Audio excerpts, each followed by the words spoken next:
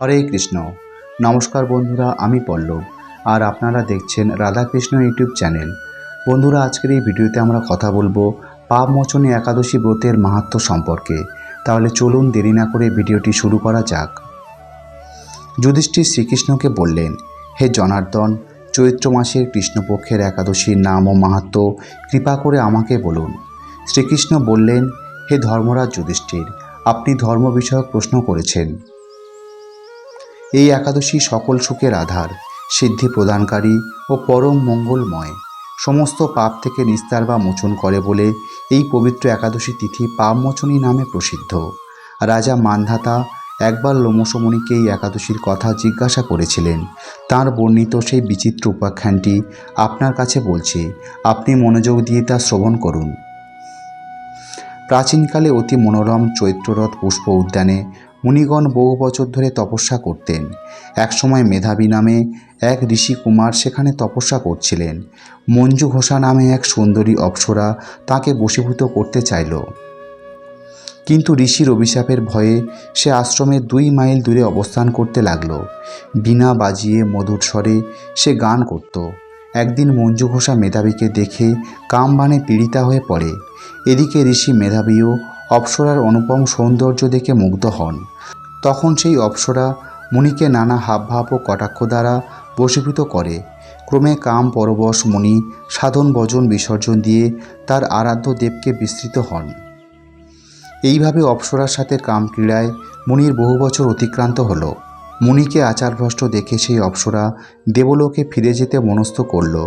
একদিন মঞ্জু ঘোষা মেধাবী মুনিকে বলতে লাগলো, হে প্রভু, এখন আমাকে নিজ গৃহে ফিরে যাওয়ার অনুমতি প্রদান করুন। কিন্তু মেধাবী বললেন, হে সুন্দরী, তুমি তো এখন সন্ধ্যাকালে আমার কাছে এসেছো, প্রাতঃকাল পর্যন্ত আমার কাছে থেকে যাও।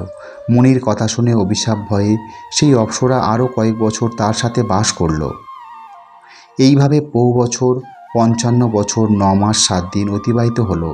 দীর্ঘকাল অপ্সরা সহবাসে থাকলেও মেধাবীর কাছে তা অর্ধরাত্রি বলে মনে হলো।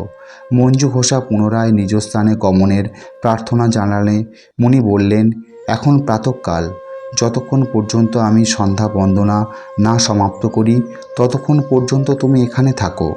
মুনির কথা শুনে ঈষৎ হেসে মঞ্জু ঘোষা তাকে বলল, হে মুনিবর, আমার সহবাসে আপনার যে কত বৎসর অতিবাহিত হয়েছে তা একবার বিচার করে দেখুন।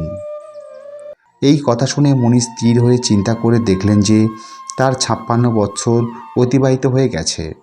মুনি তখন মঞ্জু ঘোষের প্রতি ক্রোধ পরবশ হয়ে বললেন, রে পাপিষ্ঠে, দুরাচারিণী, তপস্যার ক্ষয়কারিণী, তোমাকে ধিক, তুমি পিশাচী হও।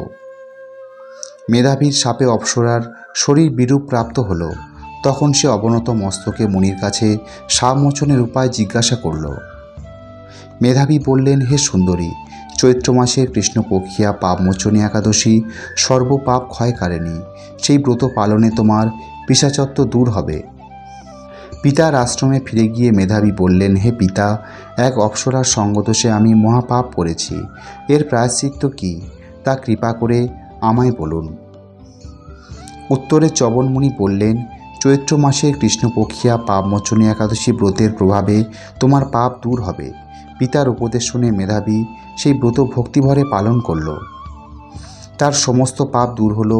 পুনরায় তিনি তপস্যার ফল লাভ করলেন। মঞ্জু ঘোষাও ওই ব্রত পালনের ফলে পিশাচত্ব থেকে মুক্ত হয়ে দিব্যদেহে স্বর্গে গমন করল।